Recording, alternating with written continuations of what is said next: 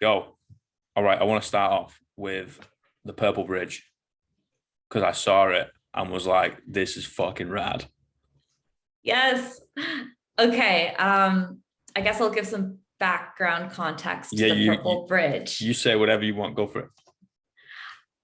So February 1st to 7th was Eating Disorder Awareness Week here in Ontario, Canada. And one thing I noticed in previous years is certain monuments or recognizable buildings around the country were lit up purple. And I started Googling places near me, and one of them is the Peace Bridge, which is at the border of Canada and the States. Turns out that you can just go to their website and there's a little inquiry form to have it change certain colors for whatever event you have. And this was like less than 2 days before February 1st. So I was like, oh, there's no way they're gonna even see this. I think it was a Friday night at like 10 p.m. So I just kind of did it for the hell of doing it. And then less than 10 minutes later, I get a response that says, hey, Chloe, your request has been accepted. It will be purple on February 1st. And it just kind of blew my mind because it was like, what the heck? This whole bridge, which is pretty iconic, I guess, if you live in my area, it's massive. It's like this huge symbol of peace and friendship between Canada and the States was going to turn purple. And so I got my mom to do a little road trip with me, and we drove.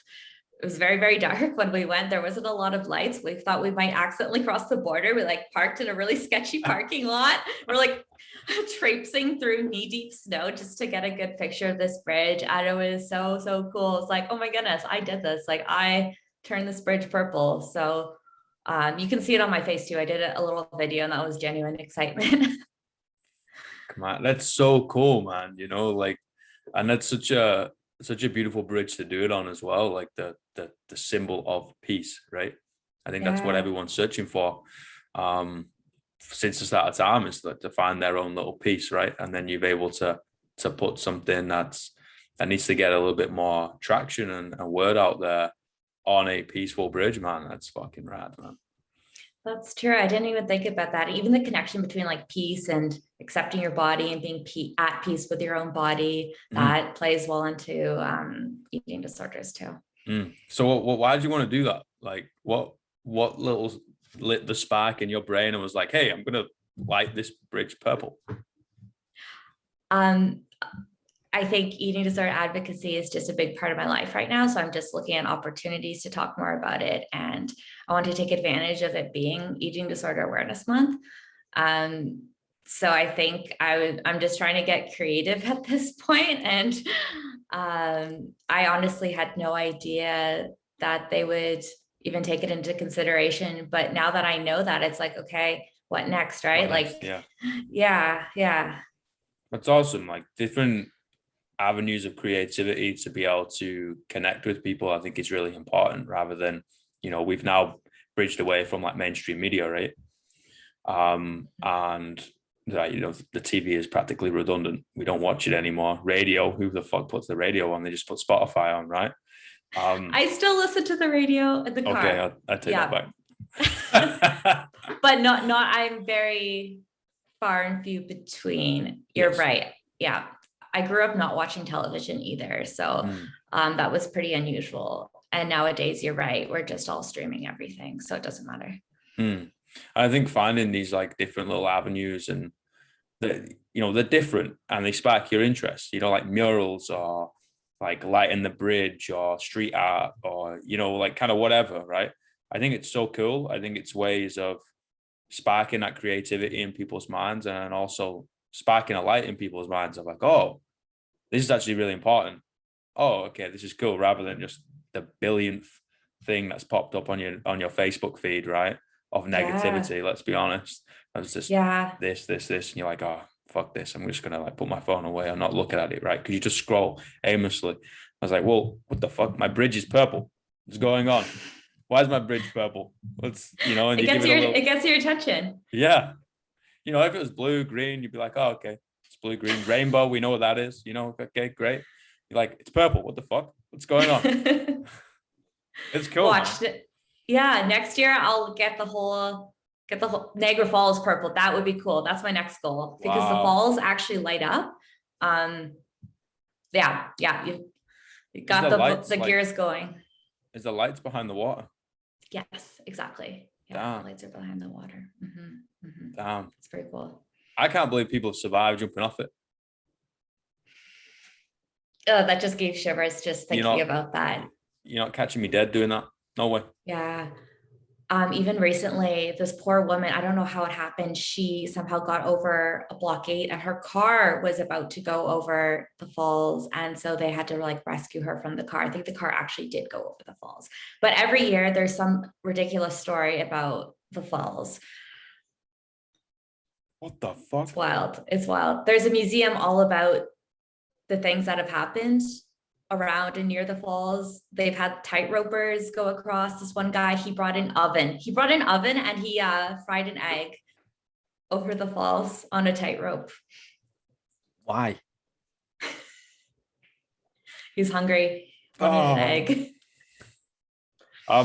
I got a real bad fear of heights. So again, you're not going to catch me doing that. That's not where I get my kicks. I get my kicks elsewhere. I don't need to do that. No.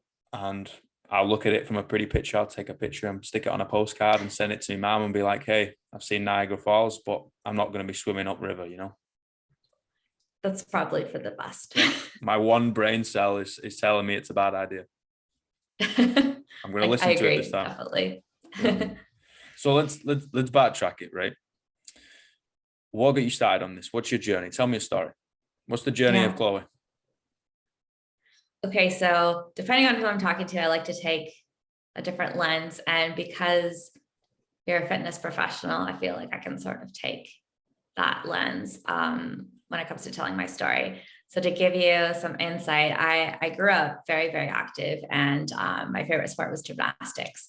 So I did gymnastics recreationally from about 8 years old to 15 years old, and it was my sport. I absolutely loved gymnastics. Unfortunately, I had a lot of characteristics and personality traits that I think predisposed me to an eating disorder. So, for example, just being very perfectionistic, high achiever, combined with a low self-esteem, and then competing in a sport that puts so much focus on your appearance, I think really affected me growing up. And I also felt as though my body didn't quite fit in because I was naturally a bit more muscular than other bodies I was seeing in the media. So that kind of sparked this idea in my head that I needed to change something about myself because I was different and something was wrong with me. And that led to this fixation on eating healthy, which progressively began to be more and more restrictive until my coach pulled me aside and said, hey, I think something's up. We're going to have the school nurse talk to you. And that led to a referral to a doctor, and then to an eating disorder program when I was 15 years old. So that's kind of where my whole eating disorder recovery journey began. It was heavily involved with my family, so they would come to and from my appointments because I was still pretty young. And then going off to university was crazy because suddenly I was on my own, and the cafeteria was very triggering for me. They had the calorie content and all the nutrition labels on everything, as well as they would post them online. So for someone with an eating disorder, it meant that I could plan and structure every single meal in advance, and it caused a lot of anxiety for me around food. So that led to a relapse with my eating disorder. And it was also so secretive. So I didn't really talk about this with anyone. I graduated, things were going okay. And then COVID hit, and I was like, man, like, here we go again. Like I was spiraling with my eating disorder. And I had this moment where I was lying in bed thinking, I don't want this to be the rest of my life. And I just decided that if I didn't do anything about this, then it would be the rest of my life. So that's when I started seeing a new therapist, and I started blogging about my eating disorder recovery. And I don't think I've shut up about it since. So I talk about it a lot. And I think that now that it's all in the open, the shame and the stigma hopefully are helping other people talk about their own eating disorders. And then, of course, with the pandemic too, we're realizing that a lot of people are affected or having not necessarily eating disorders, but maybe just have difficult relationships with food right now. Thank you for sharing that, mate. Like, sharing a story that shows a little bit of vulnerability and has in the past had shame attached to it is a difficult thing, right? And I just want to say thank you for that. And that's a massive thing to be able to do that. I think you're right. Appreciate that. No, I mean, you know, you trust in me and then everybody else who's listening, like to be able to share that, that's badass, man. Like you've identified and highlighted your demon, right? Right. You figured out what that is. You've had the self-awareness of, okay, cool. Like this is no longer like a coincidence. This is happening a couple of times now. This may be a problem. And I don't want to be this for the rest of my life, like you said. So I'm going to look that motherfucker in the eye. Right. And be like, that's exactly what I said. That's exactly what you said, word for word. Like you were telling me this before we started recording. I'm joking. And was just like, I'm the boss of you, motherfucker. You're not the boss of me. And then you just like, you cracked on, right? And I think that honestly, like, I really wish people feel that strength from people like you for themselves, right? Because being able to highlight one of your, we'll call it weaknesses, right? If not the biggest weakness you have, right? The limitation, whatever it is, and be able to literally address it and look it in the eye, right? You're literally unstoppable. You're like, that's the hardest thing to do on the planet. Like the hardest thing. You can put yourself through so much like physical anguish, doesn't matter, whatever, that's fine. Physical pain will stop, right? The mental pain. Mental, exactly. Yeah. It's the most difficult. And I don't think it's linear, right? Like no. I had to fall so many times before I hit that. I don't want to say rock bottom because everyone has different definitions of that. And I don't know if that's maybe the best analogy, but yeah, so it kind of goes to say like, no matter how many supports you have, ultimately at the end of the day, if you don't want to get better, then you won't. So I think I was preventing myself in some ways earlier because I wasn't taking it as seriously as I should have been. Yeah, and I think sometimes you need those relapses, right? Because you do it the first time and you gain a little bit of traction, you gain a little bit of positivity, a bit of momentum. You're like, oh, I'm a weapon, you know, I'm a bit of a badass. Like I've got this, I've just brushed it off, you know, no problem. Like you're human, dude, you know, it's not that easy. You know, you need to consistently work on it for you to be able to put it to bed for good, right? You're going to have to dig it up out of its grave, slap it in the face, remind it who's the boss, put it back in the grave, right? Every single day. And that's difficult. But we, as humans, as the dumb creatures that we are, like to think, oh, no, I've done it now. You know, I've done it. I did it on the past. You hear it all the time, right? Oh, back in my day, I did such and such. Well, thanks, grandpa, right? That happened 60 fucking years ago. That doesn't mean shit now. It's like, what are you doing today? Oh, I'm sitting in my rocking chair nursing a whiskey. I was like, great, you're an alcoholic. So, you know? Yeah, there's the way we see mental illness now is so different too. So I think there might not have been a recognition. Like I think even when I was diagnosed, no one was really talking about this. So I think in a way it is good that you're having these conversations. Other people are being really open as well. I know that makes me feel less alone for sure. That's awesome, man. And that comes from you. To have a hard conversation with someone else, you first have to have a hard conversation with yourself. Like otherwise, if we would have, joined this conversation together and one of us is shut off, like it's not gonna work. It's not a conversation, right? Yeah. Totally. And we're quick to know. We know that in terms of physical health, if we abuse our body in the sense of, poor sleep, not enough, poor food, not enough, too much, not moving and whatever, like kind of just neglecting it, we're going to probably get ill, right? It's going to start falling to pieces. And we know that. Now, in terms of the mentality, we're like, oh, I found myself in a hole, whether I was obsessed with this, eating disorder with this, depressed, anxious, whatever it is, right? I found myself in a hole mentally. It's like, yeah, dude, like look back. Where's the blueprint? I was like, you haven't been doing anything. You've just neglected yourself. And then you've ended up in a hole. It's called health for a reason, right? It's an illness. You've not attached to it. right? It Hmm. is not you, you are not it. Like, but you have definitely neglected yourself. And I think opening up that conversation of like every day, lay a brick, every day, lay a brick. You know, Rome wasn't built in a day, but every hour they were laying bricks. Hmm. And it can spiral so quickly too. Like when you're Mm. saying those signs, yeah, sleeping too much or not going outside, all those kind of things. Seems like small changes, and then suddenly you're like, wait a second, this is not okay.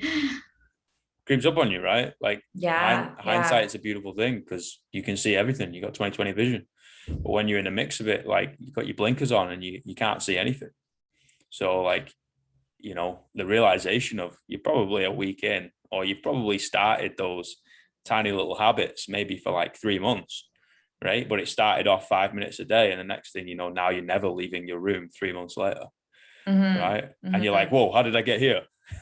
Right? It goes back to that awareness. You've got to be aware of yourself. You've got to have that conversation with yourself, look yourself in the eye every morning and be like, right, what are you not telling yourself?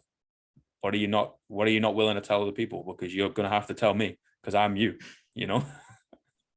It's It's so hard. It's so hard. I can't imagine, like, even 2 years ago, I would never be having this conversation ever.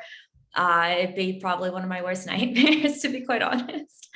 I think I was hitting behind or hiding behind some sort of facade. man, that's so badass though. You know what I mean? Because that's shown growth, and that's the point. You know, the only constant in life is change. You've gone from 2 years is a short period of time, man. You know, that's a Holy, that's when the pandemic started. I just realized that. Oh my gosh. Whoa, that's like a second. yeah, legit, True, legit. true. Yeah, yeah. It's like, you know, what was that, 2020? It started off with the Australian fires, right? I was here in New Zealand, right? You know, when basically like Right. 75% of Australia caught fire. Yes, The yes, of sky, course I remember. the Mhm. sky here was like orange. Wow. Like I was Was it pretty much fresh off the plane, right? I've been here for maybe 3 months, maybe ish. And I remember it's like some afternoon, I was like, sky's fucking orange. The hell's going on? I was like, is this some like Kiwi thing? Is this something that happens in the, you know, the bottom right hand corner of the world? The sky just kind of goes orange in summer. And I was like, oh, okay, like what's going on? Then I just get a text message was like, dude, Australia is on fire. It's like, wow. oh my God. Were you terrified? Um, I mean, yeah, it's not going to spread all the way over here. They do have wildfires here, not as bad as Australia. Australia is like arid, but I'm more like I was like, damn, like first of all, I hope everyone's okay, including Hmm. animals, right? Because it just destroys everything, right? And it was literally 75% of the country was ablaze, and I'm like, damn, Yeah. I'm like, I'm sorry, I can't do anything to help you, you know, like I'm on a different island. Like I can't go over and fucking pack cars and help people. It was definitely an experience. Like I literally thought there was something wrong with my eyes. Wow. It's like everything was orange. Wow. Mm, That's unbelievable. But that was, yeah, that was worldwide news. Like here in Canada, that was all over the headlines. People are donating to the fires. mm. And you're right, that was right before I was everything I changed. was like the start, right? Because It- everyone was like, yeah. "Oh my god, it's Armageddon." And I was like, I guess you're not wrong because you know the gates of hell is supposed to open up and fire and whatever. So I guess like you've put two and two together to make four. Congratulations, but like let's be realistic now. Um, yeah, and then everything happened, right? The world shat in its own hands and clapped, and we're here 2 years later and kind of dealing with the repercussion and trying to get by as us humans do. Um, Hmm. but mate, that's a short period ago, right? That's literally yesterday. But it's not literally yesterday, but you know what I mean. I know. It's Yeah. it's 2 years ago. It was nothing away. You can throw a stone that far, but you've grown so much, and now you're having a difficult conversation, mate. Like, and now Mm. you've turned the fucking peace bridge purple, and you're talking about it, and you're being authentic, man. You know, authenticity is the most beautiful thing on the planet. Someone who is confident in themselves and in their positive and negatives, everything in between, of just being like, hey, I'm flawed. You know, I fucked up in whatever way, but I'm also Mhm. pretty goddamn cool in this way. And guess what? I'm human, so I'm just gonna like keep cracking on. That is the best compliment. Saying that someone is authentic, that has to be such high praise. I think I really struggled with that because I think my eating disorder made me feel like there was some other really ugly, horrible side to me that sort of overtook me and um, prevented me from, this sounds cheesy, but living my life to the fullest, Ah, it's not cheesy at all. living life to the fullest. Yeah, Yeah. I think both men and women need to hear that, man. I think, yeah, it goes different ways, but everyone wears a fucking mask. You know what I mean? Everyone plays a character that I think you're gonna like, right? So I'll play this character, but actually, you Mm. want to know who I am. But I'm gonna play this fake character. So I think you like that character, but then you feel disconnected because you know a character. So then you play another character. So the characters like each other, and then we don't actually know who each other are, and then we just feel lonely. You're like, dude, what is going on? Oh, my head's spinning after hearing that. It, And it doesn't make any sense. Just be yourself, it's man. People don't like you, fuck them, whatever. Carry on. that's one of the first things. Yeah, it's interesting how we, I guess, met because you're hosting Jason Wood's book launch. Yeah, that was And crazy. yeah, I joined a couple minutes late. So I didn't know you were the host. I just hear this guy like talking everyone's ear off and like making jokes. I'm like, who does he think he is? But it was great. Like some of your jokes didn't land, and that's okay. You just kept going. It was really amazing. And then I started to notice, okay, I think he's more of a host role here. And I realized that you and Jason had this relationship from before. So you're the perfect person to host that night. And I think you help bring other people out of their shells and be their authentic selves. Ah, man, I appreciate that so much, man. Like honestly, um, like I love Jason so much. I think he's an absolute top class fella. I think what he's doing, again, is top class. I would put yourself and him in the same boat. I think, you've identified, like I said before, you've identified that demon. You looked him in the eye. Like I think that's so cool, man. Like I I don't know, like yeah, some jokes didn't land, which was kind of funny. Like, but I was the only major foreigner, like one with a bit of a different culture, i.e. like Mhm. darker humor. I drop a couple F-bombs in there that probably shouldn't be there around academics, but fuck it, you know. And It was perfect. well, listen, if I'm going to be myself, everyone else can be, and if I'm going to be the black sheep, right, then at least someone can be the purple sheep or the pink Mhm. sheep or a fucking wolf or like I don't know, like a rhino with one leg or whatever they are, like just do you, man. Like I think that's so cool. Like honestly, I wish people could see themselves through my eyes. I really Mhm. do. Mhm. Because I don't get the whole fuck you, man. Like you did this, blah blah blah. And I was like, no. I'm gonna respect you because you're a human being. I'm gonna respect you because you're alive and you got a story that I don't know. I'd love to know it. If you want to share it, you can share it with me. If you don't, then don't. Right? But I'm going to respect you because you're you. I'm going to need that back. Right? You know? That's the thing. So many of us have those, I don't know if you want to call them demons, but just there's so much you don't know about someone. Mm, I don't think a lot of people know just from looking or talking to me, what I've been through. And like we each just have our own experiences. It's up to us if we want to, what we want to share. mm.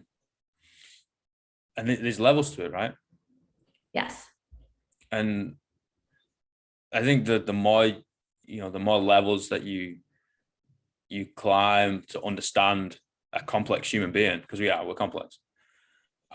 Life is not complex, but humans are very complex, right? The more levels that we climb to understand these people, I think that's so cool. Like the connection just like exacerbates. Yeah. I don't know if you find this though, but there's some people where just right off the bat, I get this sense where there's only so much I can reveal. There's only so much I can explain and that they'll understand or that they're opening or they're open to understand, especially when it comes to mental illness. Mhm. And then there are people like you where I feel like I could say anything and I don't feel I would be judged or there would be any repercussions. Again, dude, that means a lot to me, man. Like that does. I do think, I struggled with a long time with being misunderstood, Mhm. right? And it would really fuck me up. Like I would hate it, like literally hate it. I'm like, you don't understand. Don't fucking misunderstand. Blah, blah, blah, blah. You got to understand whatever. Because, I came from the shit out of Manchester and like people carry knives on a daily basis and try and mug you all the time and kick your door in. And we're struggling to make pennies, never mind pounds, and you buy everything with a yellow sticker on it that says reduced rather than actually be able to get a loaf of bread. You're picking out the mold and shit. And I'm like, you don't know me, so don't misunderstand the way I'm coming across. However, I came across this clip from Jay Shetty. I love this dude. Right? And this was maybe, I'm gonna say 3 months ago. And he was doing a podcast with someone else, and they were like, what do you not value? Or what are you okay with that everybody else tries to get so badly? And he was like, I'm okay with being misunderstood. Because he was like, I think that's just a matter of the fact, like, not everybody's going to understand you. And it sounds so simple, but hearing him say it knocked me for six. And I was like, you know what? Yeah, fine.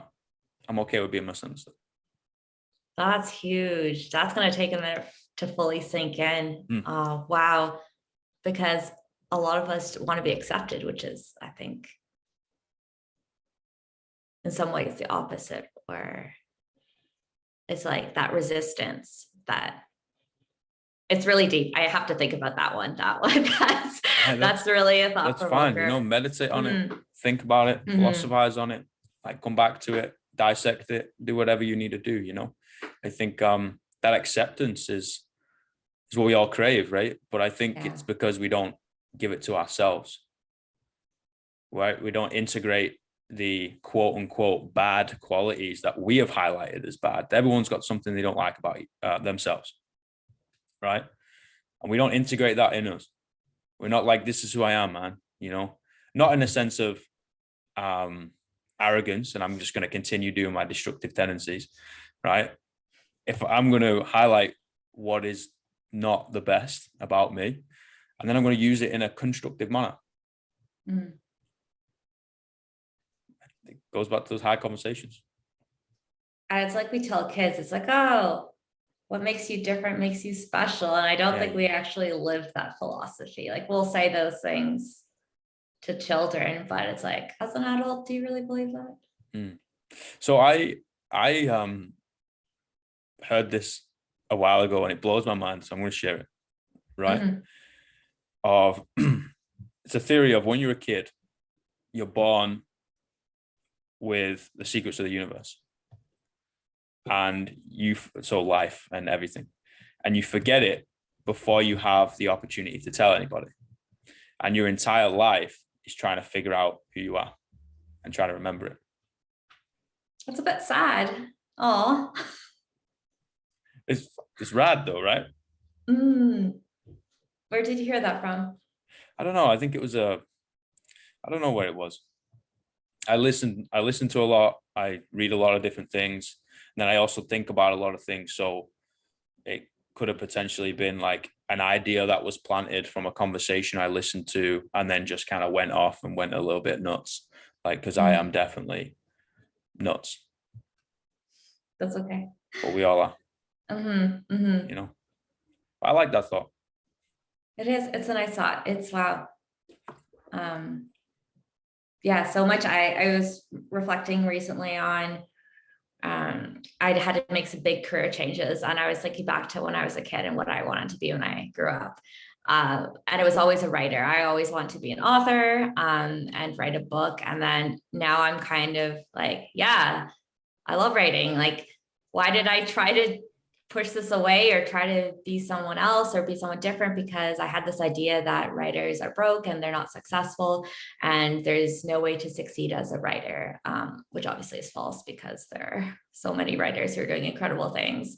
And yeah, so it's cool to remember that part of being a kid and what you really wanted to do and what you love doing and going back to that. I mean, that's awesome, and I think, you go upstream and you go to the source of that. Like, that's you acknowledging who you are, right? And then you've gone back because you've been okay with, hey, this is my limitations. You've accepted that you kind of fell down a few times, and now Yeah. you've dealt with it and dealing with it, right? It's never completely done. And now that's sparked reflection in other ways, and now that's gained some passion and stoked the fire and like in some previous things that you had the fire. And now that's awesome, man. And that all comes from figuring out what the problem was and having the balls to address it with yourself. Thank you. Thank you. It's nice to hear it from another person. I don't think we give ourselves enough credit for those like internal things and struggles that we go through. Like, even if you're talking to a therapist, and I know a therapist is like a third person perspective, and she's told me things where I'm like, nah, like, you're just saying that because I pay you. Yeah. So yeah, I'm trying to receive compliments a bit better. It's something I'm working on. It's hard though, right? Like, Yeah, compliments make you feel a bit weird. definitely. Some people I anyway. like, and you said like you were very self-critical of yourself too. So I think if you grow up with that mindset, then it can be difficult to change. I think you've got to be proud of everything, right? However, I think you can't be satisfied with anything. I'm just thinking. Can't Right? be satisfied with anything. No, simply because satisfaction breeds into stagnation, right? And stagnation, usually for individuals who have a little bit of an erratic mind that can go down multiple different avenues, if we're not actively going for something, then we'll end up spiraling into something negative. I can see that. I think stagnation for me has always been a fear. And Maybe you need to do it. I think I have because yeah, I've just recently just been through a lot of big major changes. And I was listening to the conversation that you and Jason Wood were having. He was saying too, with the pandemic, he's had a lot of time to reflect internally. And the same has sort of been true for me, where I was thinking really about my values, and a lot of it was through what I did as a career, and I was focused a lot on external motivation rather than internal motivation. So that was a big change for me. So what is the internal motivation that gets you now? The eating disorder recovery advocacy. I get so excited to wake up. Again, this is so cheesy, but I literally am so excited to wake up the next day. It's like, what conversations will I have? I've been able to write a lot more for my blog, and I'm looking into doing more professional speaking opportunities because I saw that gap missing when I was growing up. Like, there was no one having these conversations. And I've already put so much out there. It's like, oh, there's no going back now. I might as well just keep going and see where this takes me. Well, the smile that just jumps onto your face every time you talk about it, like that's exactly what you should be doing, like seeing someone just super passionate about something is so fucking cool. I was like, you could be passionate about tiddlywinks or frigging sports cards. I don't care. Like, just do whatever you absolutely are fired up to go do. Because like, you just sit back and watch this individual do their thing. You're just like, wow, that's beautiful. It's like that saying, oh, do what you love and you never work a day. It's like, I didn't fully understand that because work felt like work to me. And I'm still very much in the early stages of turning this passion into a full out career in business. So yeah, it's just the baby steps in getting there, but I don't think there's any turning back. I think sometimes you might have to actively put your back against the wall and be like, no, there is no going back. Like I've done that, and I'm honestly in a bit of a limbo again, right? Like we alluded to before, just I'm away from my home country, so that poses some issues. And it's kind of like, okay, like, was this a fad? Do I just like throw everything away or pause it or heavily reduce some things or everything? So then I go do, a 9 to 5 somewhere, and I can get a visa and I can do my thing, right? Yeah. And I bat that around and have done for a long time, years, in many different situations. Because I've been the guy who's done the 4 jobs. I've been the guy who had to pay a couple rents and support someone at the time. And I was doing 18-hour days and whatever. And you do it because you have to. It's out of necessity. I don't think that's what you should be doing. However, Mm. I know I can go to some fucked up level to be able to do it.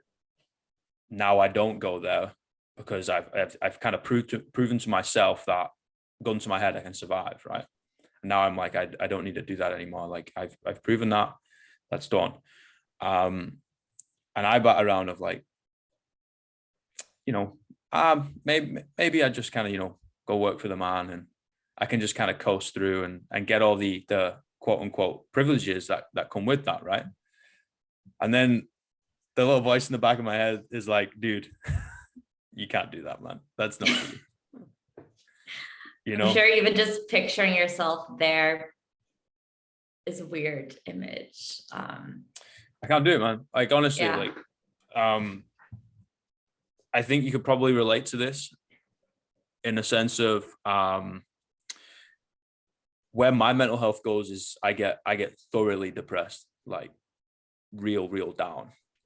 However, I think your mental health gets triggered when you're in environments or doing things or playing a role that you shouldn't be playing, where you're creating that disconnect between your soul and your ego, right? Or your heart and your head, whichever analogy you want to use, it doesn't matter, it's the same, and for me, it's like if I'm doing something that I'm not supposed to be doing, I get really depressed, like really depressed. And it takes me a hell of a long time to get out of it. And it leaves a lot of marks mentally. Like it takes a lot out of me. And I'm sure you can relate in a sense of if you carry on doing the things that you shouldn't be doing, or something that doesn't light you up, and leave everything else to the wayside, ED might come start knocking on your door again. Yeah. Wow, that was so well said. I could definitely relate in some ways to that because again, this is something I don't speak a lot about, but since we're about being vulnerable here, I had a very dark, depressive episode this summer, and there's something about being depressed in the summer that makes it just even worse because it's so beautiful and bright, and you think you should be at the beach and having fun. And I was spending a lot of time on social media, like, what's wrong with me? This is awful. And so much of it was exactly that, like that disconnect between like how I was spending my days and how I wanted to spend my days or how I wanted to contribute. It really got to me. And I was doing a lot of reading too on being a highly sensitive person, which I 100% fall into this category. Do you know anything about HSPs or highly sensitive people? No, not academic wise. So please inform me. I think they get compared to people who are empathetic a lot, someone who has a lot of empathy. But what I was reading about was if you're a highly sensitive person, you just feel things so deeply. And I was reading a book on highly sensitive people in the workplace, and it's really, really hard for them to not take things home. Like they just internalize a lot of things. They take things very personally. So in a lot of ways, like they can't just go to work and then come back home. Like they really have to love what they're doing, and they really have to think deeply about their career choices. And that just hit such a chord with me because some people, they can just go and do a day job and live a different life. But I've always struggled with that concept. So that was really, really interesting. And then this of course applies to like relationships and being a highly sensitive person. And then you're just sensitive to like literally everything, like noises, coldness. I have a heater blasting right now. and I had a really warm sweater on. But it's always so cool to read about these concepts that you had no idea about, and then it sort of just changes the way you view yourself and you view other people. Yeah, you start to understand, right?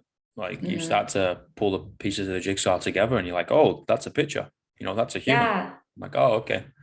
that's a That make human. that yeah, that makes a lot of sense. Like I'm gonna have to live that way now, otherwise I'm gonna be fighting against myself. And it goes back to that self-awareness. Sometimes you come to the realization yourself. You wake up one day and it slaps you in the face. You're like, oh, maybe I should be doing this.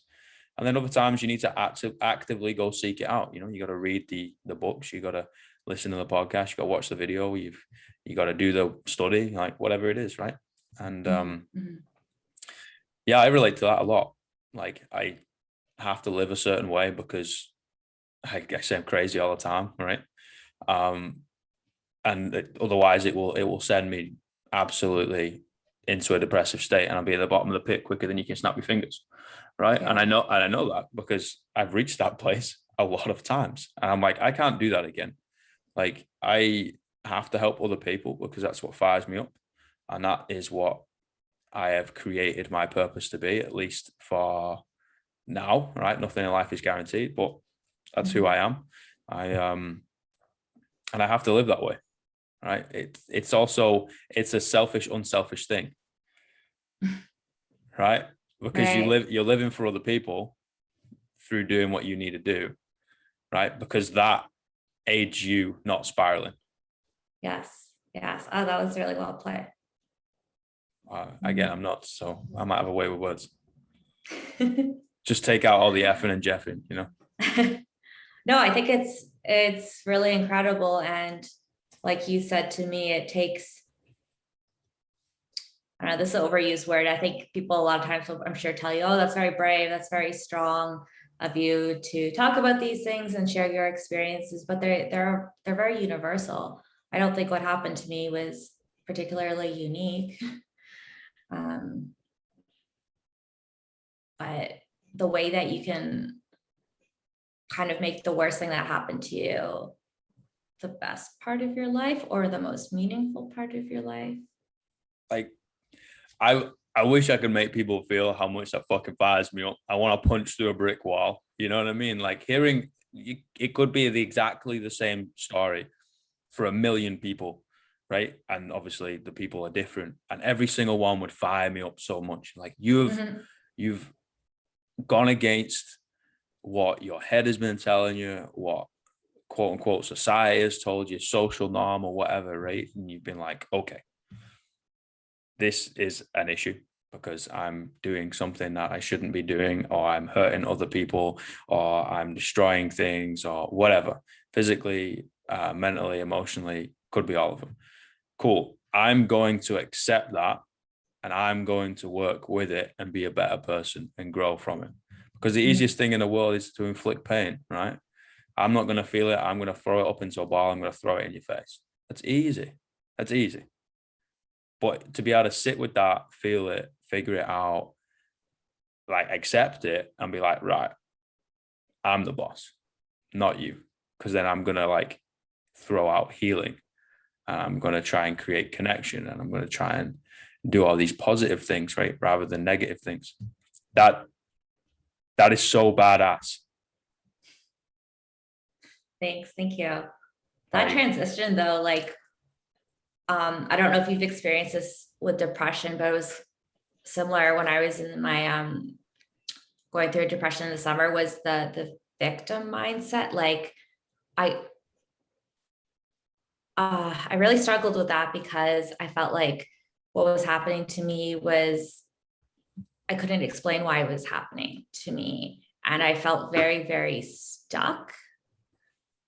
Um, and it's not like there's a light that switches. Like I honestly, it's so, so hard to see like all these metaphors and seeing the light at the end of the tunnel. But um, because you've been in a depressive state before, it's like one of the hardest things to get out of. Sometimes I'm just like, how did I even get out of it? Like, I'm not even sure how we get out of it. Um, so here's something. Um, And this is coming from a dude that with hindsight looking back, I've dealt with this since, I was breathing on the planet. Genetic predisposition, a hell of a lot of concussions, like over 10. Like my memory really isn't great. There was a lot of things that happened as a kid, environmentally and otherwise. So you're like, okay, that's kind of adding bolt to you might end up being a little bit depressed, to put it lightly. Depression is like looking at the world through a different set of eyes, right? Because you see things differently. Mm-hmm. A lot of people don't get that. A lot of people will see the world through one set of eyes in their lifetime. They only ever see it one way because people are closed-minded. Depression helps you open up your mind because now you're seeing it in a different light. Yeah, okay, things might be dark, right? There's the night and the day.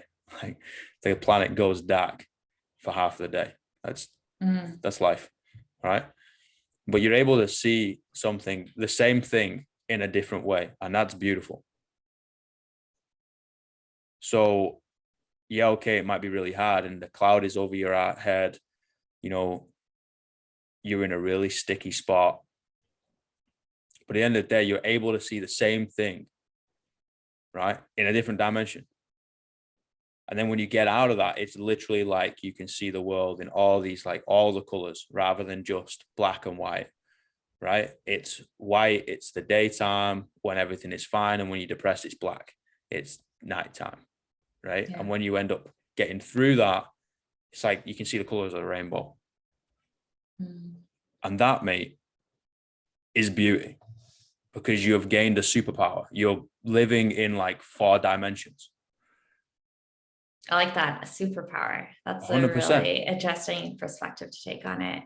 I think it goes with everything like eating disorders, anxiety, like ADD, ADHD. If you're able to acknowledge it and work with it, you've got a superpower, 100%. And you're totally right that some people can't see that perspective. And then if you've been there, it's very hard to explain. I think you did. That was like spot on. I was like, oh my gosh, you're describing what I've been through, which is tough to do. I found even like with an eating disorder, it's really hard to describe to someone because it doesn't make sense. And I'm sure it's similar with depression. Like I think probably your brain changes. Like it just is not absorbing information the same way that someone who is not depressed would absorb information.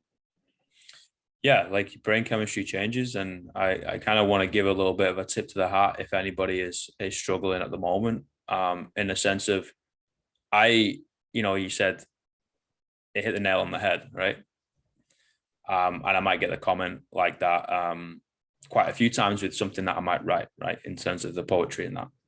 And I was like, I write that when I'm depressed, right? So I think that when I'm depressed as fuck. And they're like, oh, I'm really sorry. I was like, no, man, that's a beautiful thing because now I've created a connection between you and me from that quote unquote bad side, right?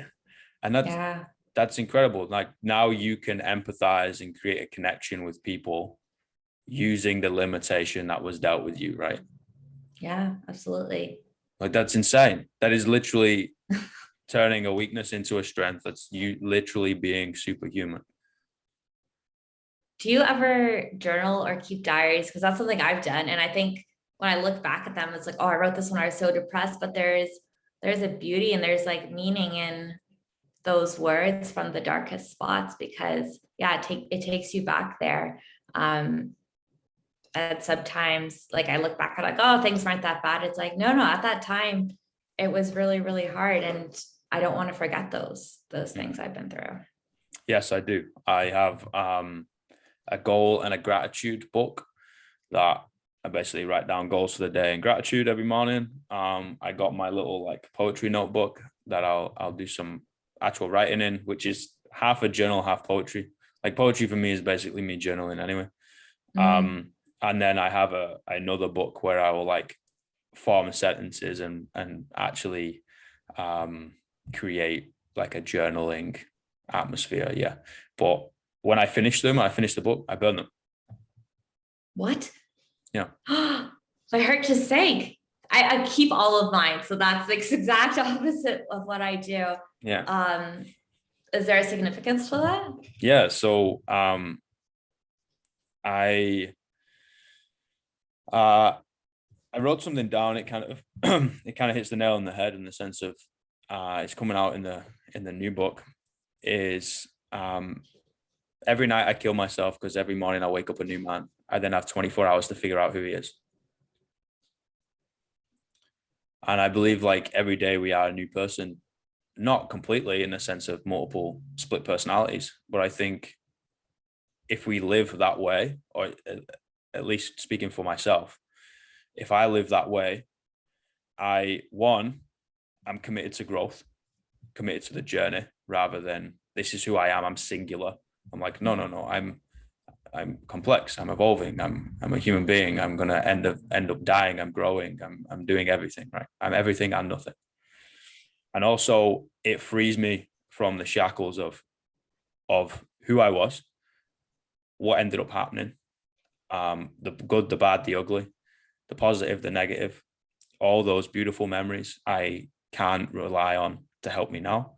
And all those negative memories, the actions that might have had to occur out of necessity, does not define who I am now.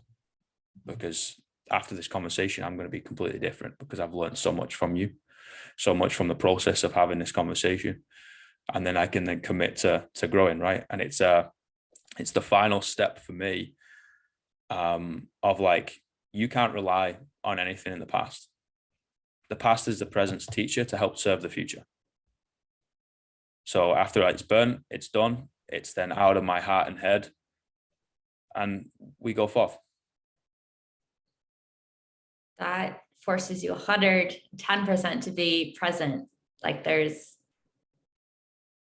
can see where you're coming from with that. I think part of me needs to hold on to pieces of the past, and that's why I have a hard time accepting that you're able to burn and throw away these things. But I can see how that would be therapeutic in a lot of ways as well, Yes. to move forward. And I like that idea of you're a different person every single day. Like that's unreal.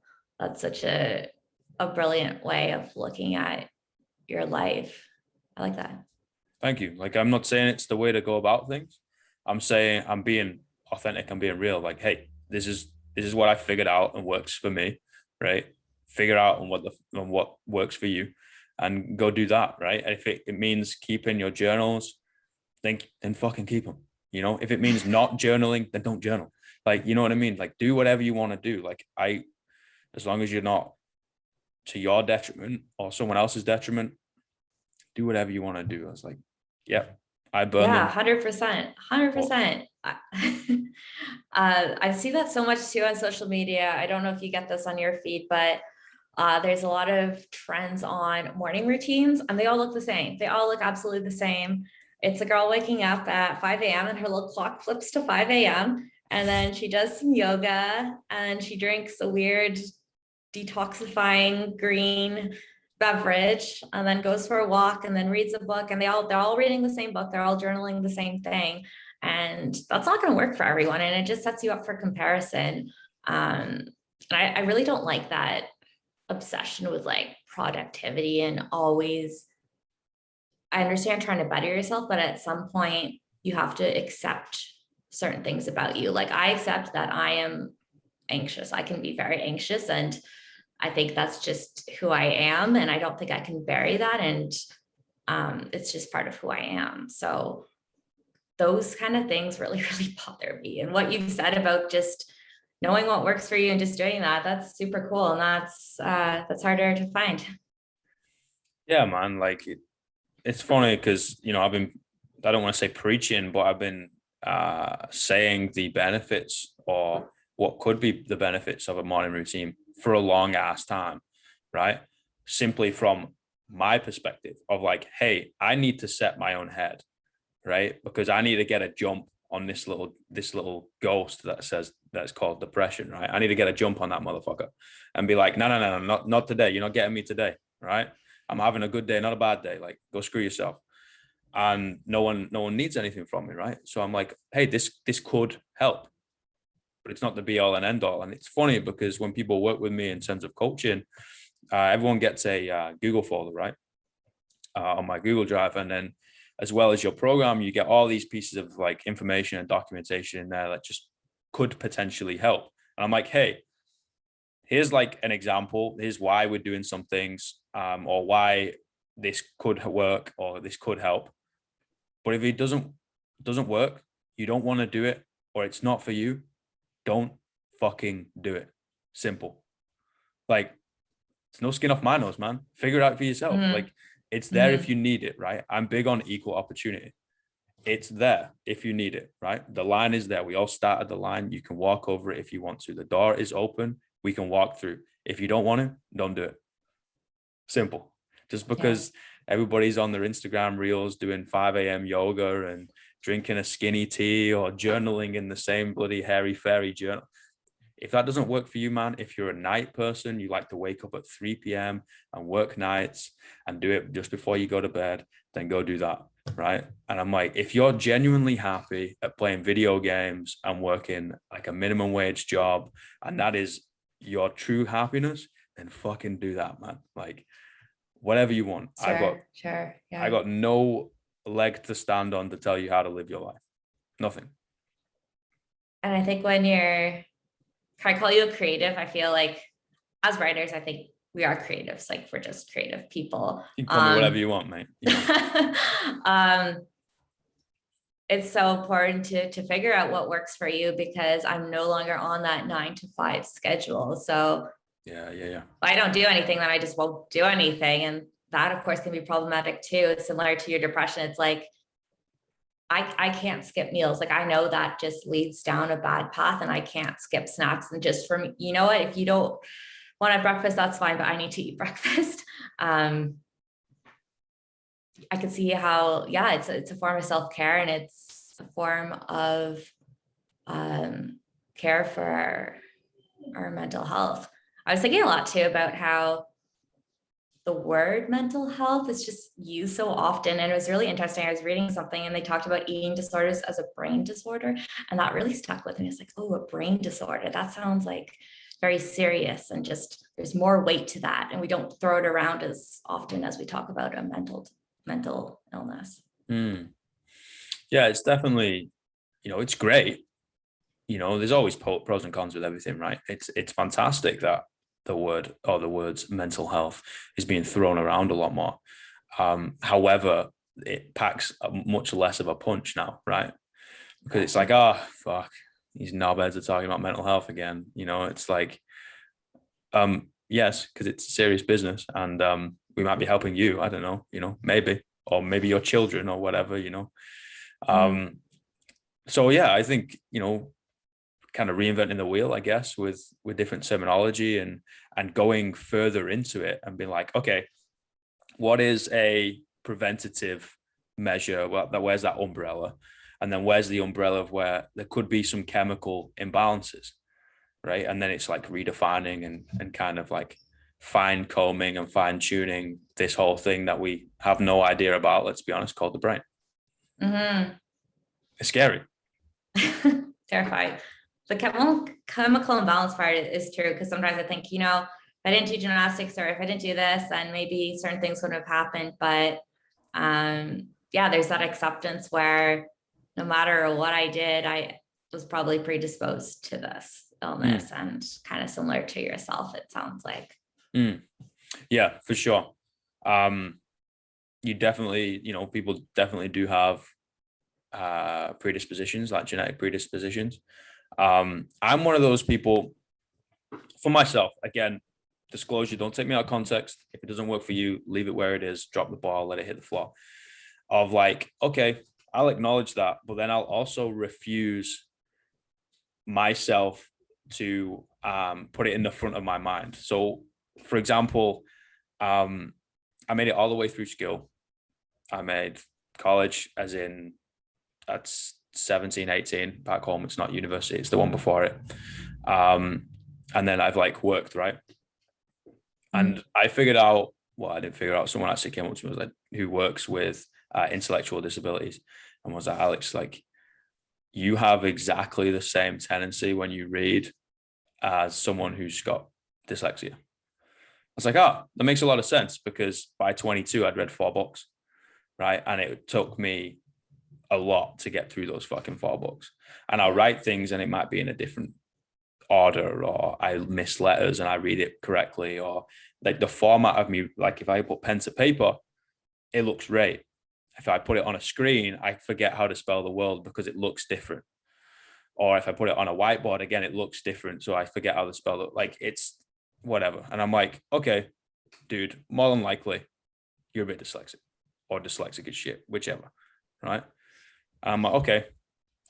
But with me, I'm like, I refuse to go get that tested, because I refuse my brain to play tricks on me, to be like, hey, it's okay now. You know, you don't have to draft the book 5 times, right? It took me 5 drafts to do this last book that I've just done, which should be out soon. Like 5 drafts. I did that shit, right?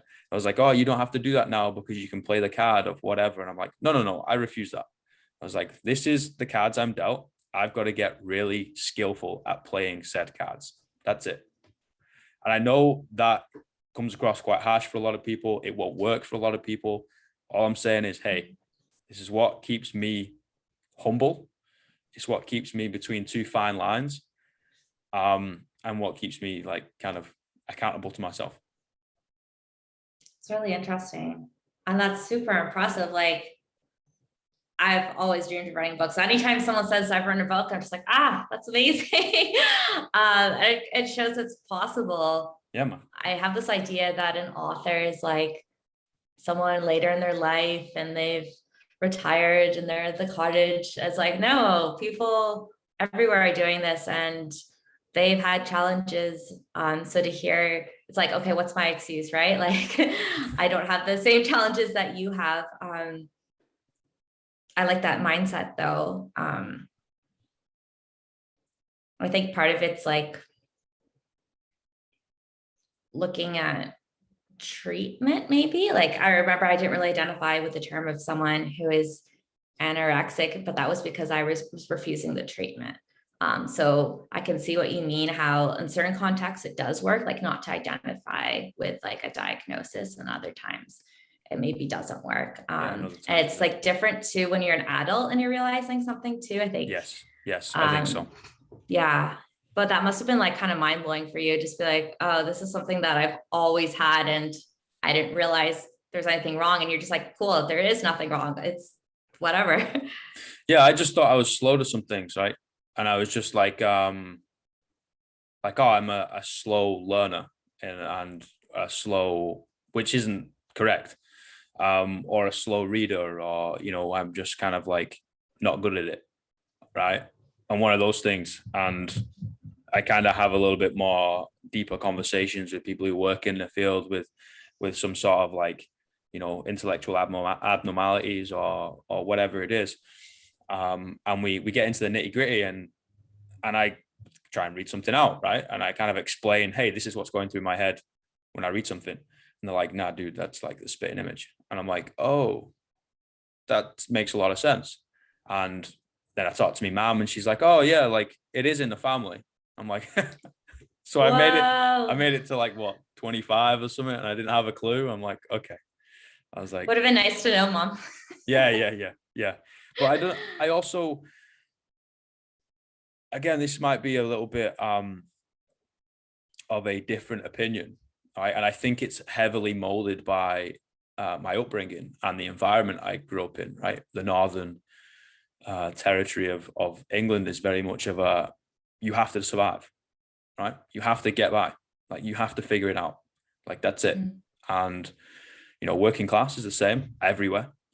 And I'm actually really glad I had that upbringing of like, okay, well, I'm not going to read.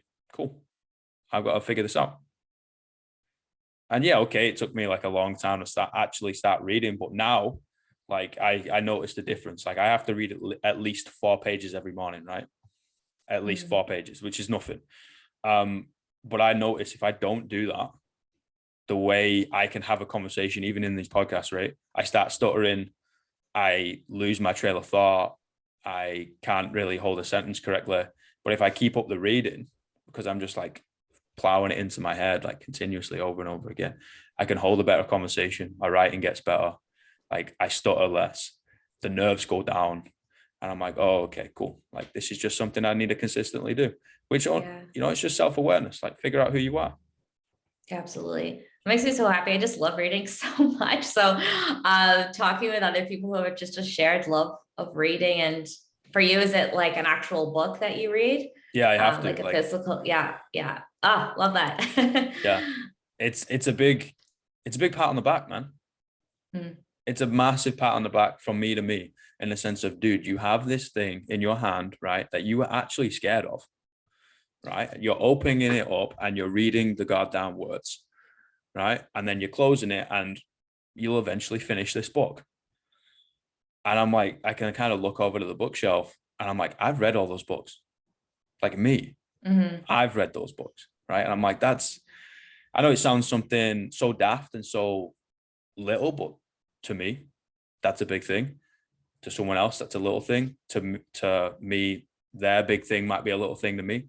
It's the law of individuality, it doesn't matter. I think it's amazing. I think it's incredible. And I'm a speed reader. So part of it is I envy people who take their time reading, because sure, I can read something very quickly, but nothing sticks.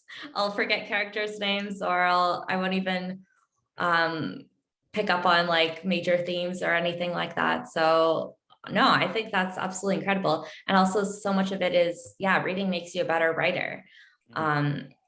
And it's easy for me to be like, oh, no, I don't have time to read. Like you have to create and write, but reading helps with that. I just love it so much. And I think I used to be very fixated on reading like only nonfiction.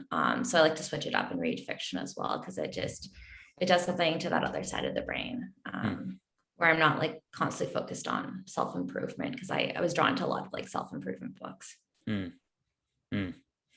I understand that. Yeah. I think it's so powerful, like the written word, the power of the pen, and also like reading is so powerful. You want to learn something, you're going to have to teach yourself, in the sense of go out and find the resources to then learn from. Like going to school puts you in a box and you're going to learn everything you need to know within that box. Life is not lived in a box. Life is lived outside the box. So you want to learn anything about that and how to get by and do all that type of stuff, you got to have the initiative to end up figuring that out. And I wish I would have felt that earlier. But it is what it is. Yeah, it's never too late. I wish I would have figured out things about my career and just life in general a lot earlier. I think in the grand scheme, it's like we're still super young. We still have a lot of life. And I try not to think of things as regrets. They're learning experiences, and trying to let go. Maybe I need to go burn some journals. I think that would help. Hey. Just have a huge bonfire. I'm not telling you to start any fires now. I'm not be like, hey, burn everything down. No, geez.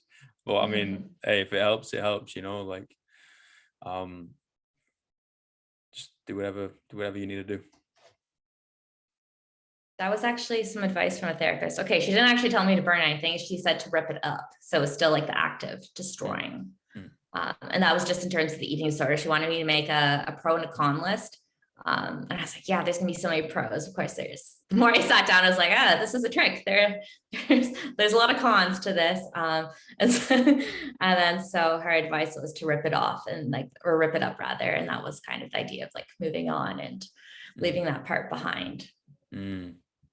It's powerful. Yeah. It's definitely what I do. Felt good. Fuck yeah, man. Like that's what I do. Like if I write, so for example, like this, it's kind of just, it's like a little journal that I just write, scrap piece of paper stuck together. write all my poems in, right? And then I'll sift through them. I create it, and over the period of time, it turns into a book. And the next thing you know, that notebook is then getting burnt. You don't see the uh the drafts. You see the finished product. Mm-hmm. That one will be different though. That one I'm going to keep. Wow. Yeah, How come? that's gonna be the first one I keep. There's a lot of things in there that won't go in any book. A lot of poems, a lot of, you can kind of say, philosophical writings, I guess, but it makes me cringe a little bit because I don't think I'm any wise man or anything. I just think I'm a dude trying to figure it out, who's a little bit crazy, so goes to some weird places sometimes. But there's a lot of things in there that I hope one day either I pick up again, or if I ever get graced with the opportunity to have a kid, they pick up, or someone else's child picks up, and is just able to see a perspective on a time that there's no longer living in. Mm-hmm. And seeing someone who's just figuring it out, like a humble dude just figuring it out. I hope that kind of comes from it. Yeah. And there's no name. It's not like property of fucking Alex Thomas. Like, no, that's not. It doesn't matter about that, right? Like I think I said this to Jace this week, of like, I hope everybody forgets my name, to prove that the doer isn't important. It's the deed that is. Mm. So in some ways, it's a bit of, I don't know if legacy is the right word, but it's something that you're leaving for like a future generation. I think of that too with my writing. Like, Yeah. when I'm gone, it'll still be there. And I think that's super, super cool. Yeah. Yeah. I think it's so powerful. 100%. This is going to sound a bit dark, but I sometimes like to read obituaries and just to give me some perspective on my own life. And if I'm feeling especially down about my body, I'm like, okay, Betty Sue's obituary, they're not talking about how she looked and what she ate. They're talking about the relationships and what she enjoyed doing. And even people who pass away a bit younger too. It's just like, I love the way that we can preserve their lives within the obituary and within like the written word. I think it's really beautiful. And then because I'm so sensitive, I'll usually end up crying. I'm like, why am I doing this to myself?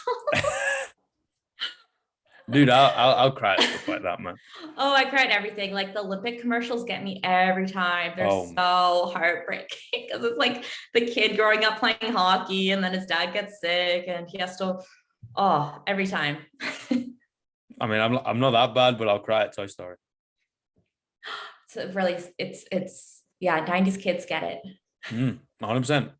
Every time. Doesn't matter which Toy Story it is, I'm tearing up. For sure. Yeah. It's a sad movie, man. I got 3 questions. Mm-hmm. All right. Number 1 is, what's the greatest piece of life advice you've ever received?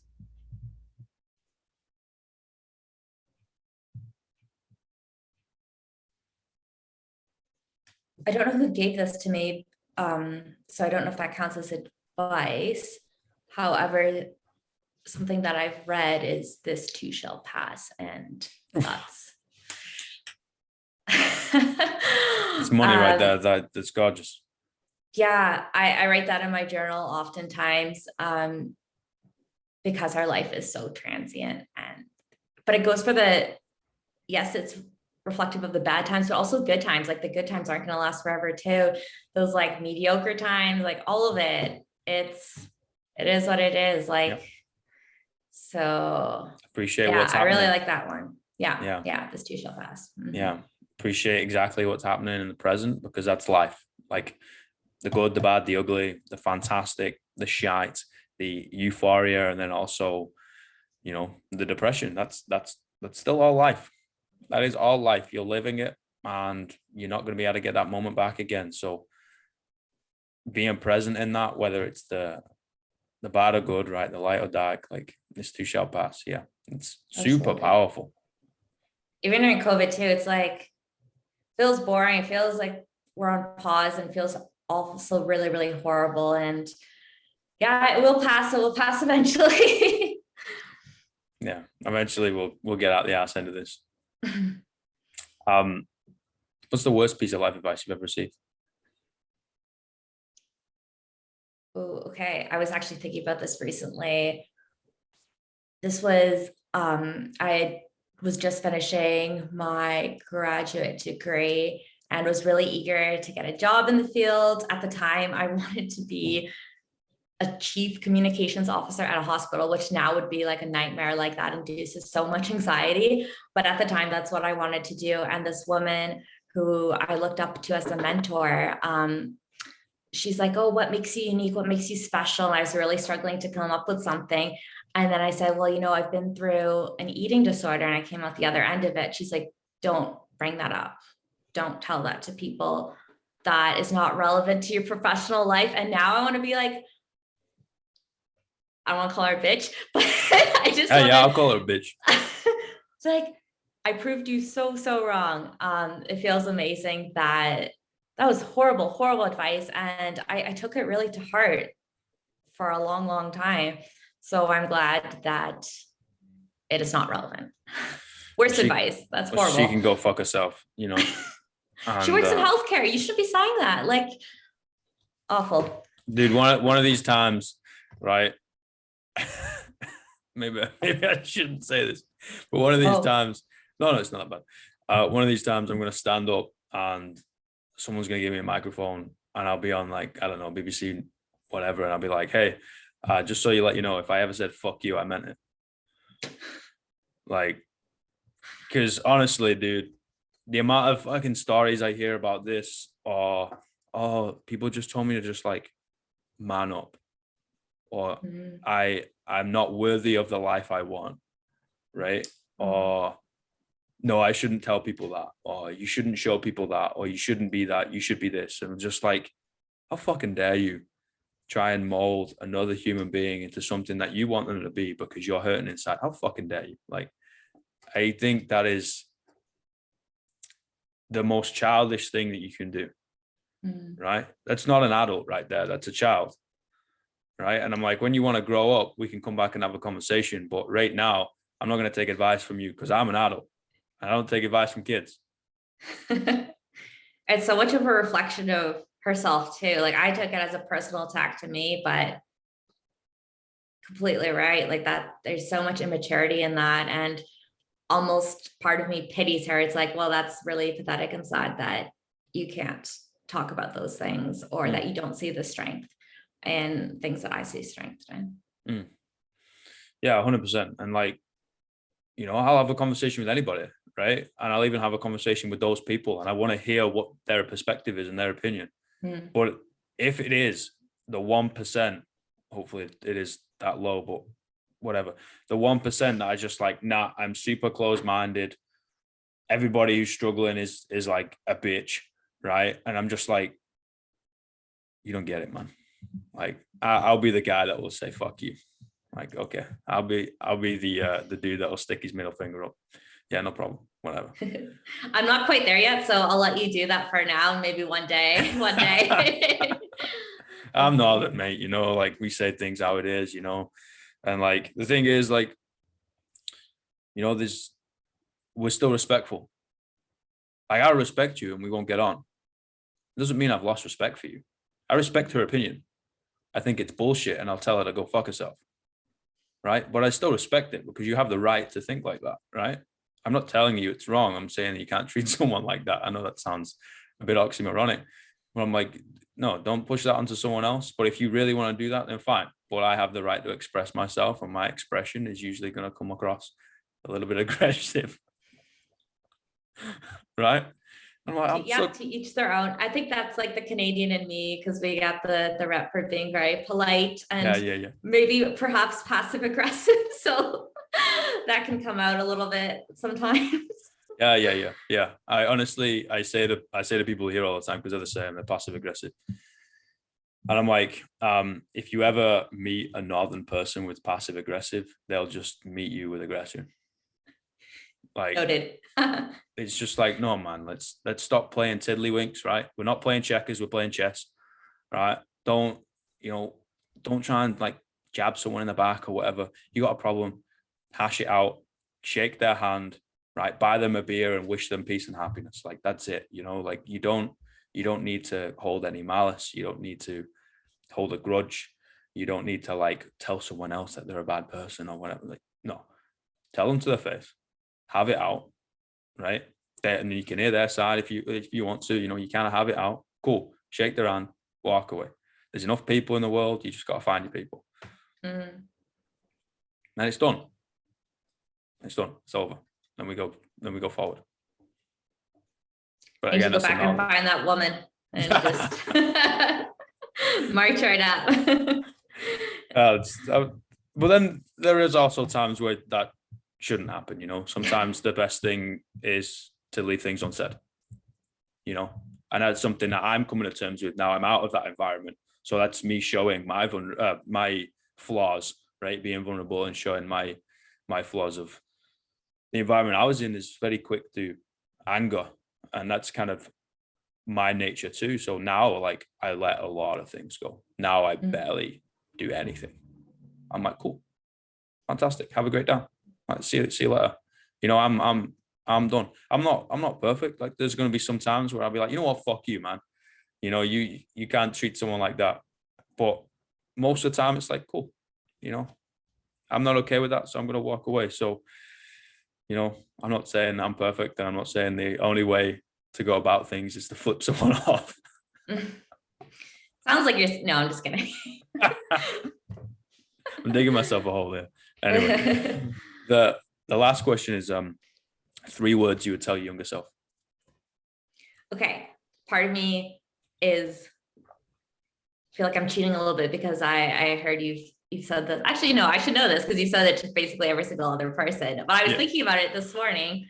I can't use the same one. This too shall pass, because that's also more than 3 words. All right. Yes, thank you for that. Wait, it's 3 words to your younger self? Yeah.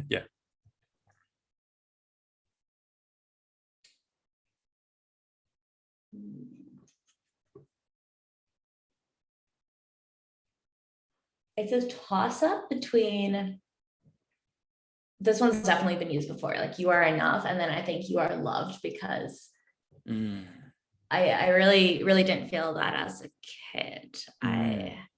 I really felt out of place because of a lot of it, the body dysmorphia and the low self-esteem. I remember even at one point, I thought the idea of like romantic relationships was like, whoa, like imagine someone liking you as much as you like them. Like, it was just like mind blowing. Like, honestly, it didn't seem realistic to me. So yeah, I would probably maybe you are loved. Yes, I think I would go with that one. Yes, you are loved. That's so powerful. Yeah, I think unconditional love is the strongest thing on the planet. Full stop. Yeah. Unconditional. Yeah, definitely. I think if more people understood that, there'd be a little bit more kindness. And we can grow as everyone, right? Rather than just individuals trying to win a race that ultimately we all get to the same ending. Yeah. Right? It's like, it's not about the race, man. It's about us all just having fun and helping each other and learning and growing, passing a little bit of wisdom on. Like, we don't inherit the world from our parents. We rent it from our kids. Oh, I've heard that one before. Yeah. That's one that hit me. 100%. Now I'm just thinking, wait, do I still have it here? There's actually a picture of myself as a kid that I keep close to me. Oh. So it's just me in a crib with this big sort of smile on my face. It's such a peaceful, calming photo to look at. If we treated ourselves with the same kindness that we'd want to be treated with as children. And I think you could just say that to anyone, if you just treated anyone with the same kindness that you treat a child with. Yeah. That's a beautiful thought. Mm, Thank you for that. of course. And now I'm just picturing like everyone as little like toddlers running around. Like what the weird place that my mind goes to. Yeah. No, don't run into the road. It's like I'm Yeah, just little walking on babies a zebra crossing. everywhere. Yeah, yeah. Yeah. Bless. Exactly. Mate, I appreciate your Oh, time so much. Thank you so much. thank you. I was really looking forward to this and it's been super enlightening. Yeah, hopefully all my cliches and weird metaphors clicked with someone or something. And it's been a delight chatting with you. No, like people appreciate authenticity, and showing the darker side rather than just the light. And I think that's why people relate to you, mate. And I really appreciate your authenticity, and I appreciate how you have done the work for you, because I know, one, it lights me up, fires me the goddamn hell up, and two, I know it fires so many other people up to continue doing their thing. And I think, just like we said at the beginning, like if you create that space and have that conversation with yourself, that hard conversation, do the hard work, you can have that hard conversation with other people, and then we can all benefit together, right? It's a bit weird because you got to give back to yourself so you can give more to others. And that's life, man. It's a bit weird. 100%. 100%. Oh, so grateful. And also I'm just gonna go burn everything right now. Oh, no. Don't go blaming me now. Like I'm gonna get a bad reputation. Mate, I appreciate Thanks, it. Like whenever I'm in the Great White North, I'll let you know and we'll grab coffee. Yes, All right, for mate. sure. It's gonna happen. Sounds good. It will. All right, boss. Enjoy your day. All right, talk to you later. Thank you. Bye, everybody.